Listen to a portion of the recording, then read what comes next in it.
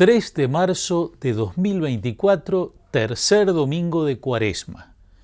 No hagan de la casa de mi Padre una casa de comercio. Quienes han tenido la gracia de visitar Jerusalén seguramente estuvieron en el Muro de los Lamentos, vestigio del templo construido por el rey Herodes el Grande hacia el año 19 a.C. El templo fue destruido durante la toma de Jerusalén por el general Tito en el año 70 de nuestra era. El muro no es una pared del antiguo edificio, sino uno de los 4 muros de contención erigidos para ampliar la explanada del templo. El primer templo de Jerusalén fue construido por Salomón en el siglo X a.C. y destruido por los babilonios en el año 587. Fue reconstruido al regreso del exilio de Babilonia en el 536, siempre antes de Cristo. Fue el rey Herodes, llamado el Grande, quien emprendió la construcción de un nuevo santuario en el lugar del viejo, haciendo ampliar la explanada para dar más relevancia a su obra. En tiempos de Jesús todavía estaba fresca la memoria del proceso de construcción de aquella enorme estructura. En el Evangelio de hoy, a propósito de algunas palabras de Jesús, que veremos después, sus oyentes le recuerdan que fueron necesarios 46 años para construir ese templo. Si buscamos una palabra clave para el Evangelio de este domingo, esa palabra es templo, que se repite 5 veces, y a templo le sumamos casa 2 veces en el mismo sentido de lugar sagrado, porque se trata de la casa del Padre, su casa. El episodio ante el que nos encontramos es conocido como la purificación del templo y comienza así.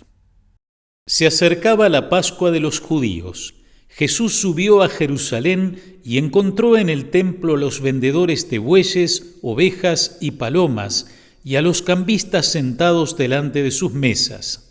Hizo un látigo de cuerdas y los echó a todos del templo, junto con sus ovejas y sus bueyes. Desparramó las monedas de los cambistas, derribó sus mesas y dijo a los vendedores de palomas: «Saquen esto de aquí y no hagan de la casa de mi Padre una casa de comercio».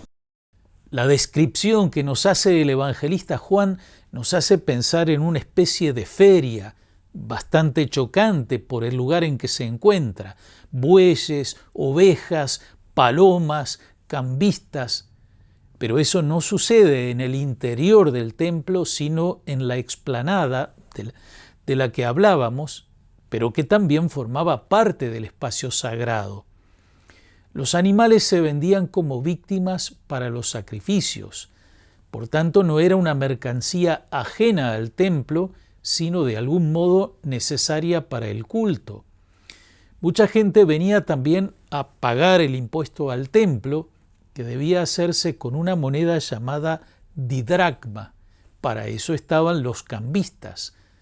Pero esos servicios no se hacían con espíritu religioso, sino comercial y con comisiones y precios abusivos. Jesús da razón de su acción en el templo, señalando que ese comercio y ese abuso es impropio del lugar donde se encuentran, lugar que él llama la casa de mi Padre. La razón que da Jesús parece insuficiente. Los judíos le preguntaron: ¿qué signo nos das para obrar así? A lo que Jesús responde en forma bastante enigmática. Destruyan este templo y en 3 días lo volveré a levantar. Es aquí que las autoridades judías, eso es lo que hay que entender cuando el evangelista Juan dice los judíos, las autoridades, le dicen a Jesús: Han sido necesarios 46 años para construir este templo, ¿y tú lo vas a levantar en 3 días? Un malentendido muy del estilo del evangelista Juan. Las palabras de Jesús son interpretadas en forma literal, pero Jesús, a propósito, no dice construir o reconstruir, sino levantar, el mismo verbo que se traduce también como resucitar, tal como aparece en la aclaración que nos da el evangelista. Él se refería al templo de su cuerpo. Por eso, cuando Jesús resucitó, fue levantado, sus discípulos recordaron que Él había dicho esto y creyeron en la Escritura y en la palabra que había pronunciado. El templo de su cuerpo. Esto cambia todo. Jesús no deja de tener consideración por el santuario. Es la casa de su Padre, casa de oración, dice en otro evangelio. Por eso realiza esta acción de purificación.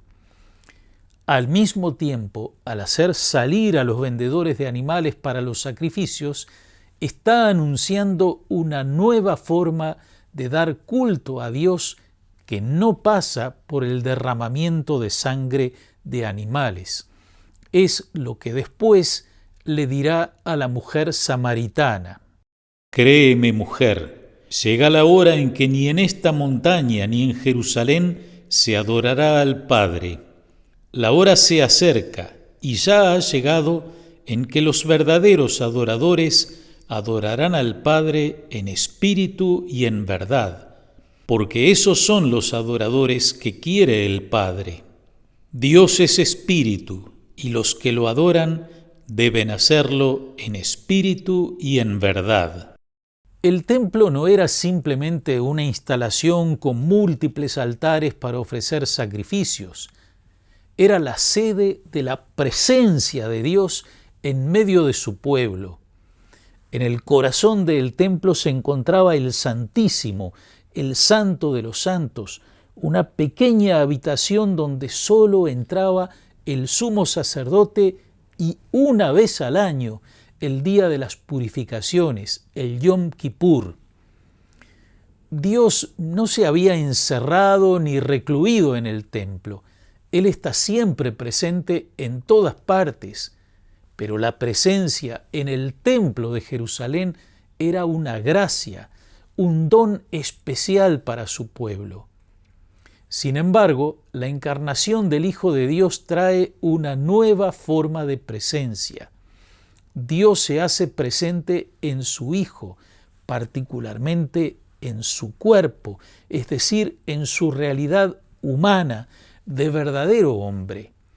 Los evangelios presentan numerosos relatos de encuentros de diferentes personas con Jesús. Encontrarlo, verlo, tocarlo, es encontrar, ver y tocar a Dios. Estar en su presencia es estar en la presencia de Dios. Y todo lo que una persona recibe de Jesús de Nazaret, lo recibe de Dios a través de él.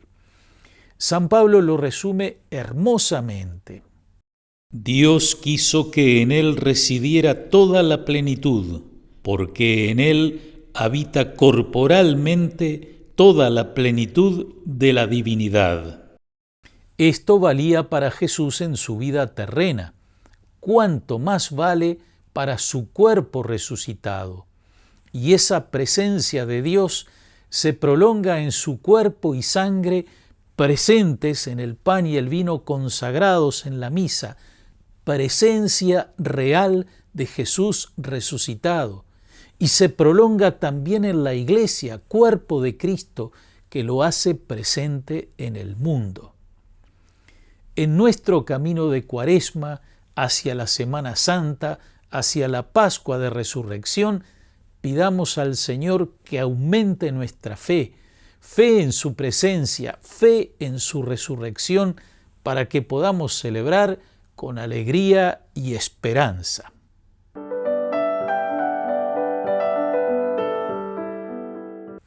Desde el sábado 17 al sábado 24, nuestra diócesis recibió la misión San Francisco Javier, 105 jóvenes y 6 sacerdotes jesuitas estuvieron en 7 lugares de la diócesis, en parroquias del decanato Piedras y en Cuchilla de Rocha de la parroquia de Sauce. Fue la primera etapa de un proyecto que se completará en el año 2026. Los esperamos el año próximo.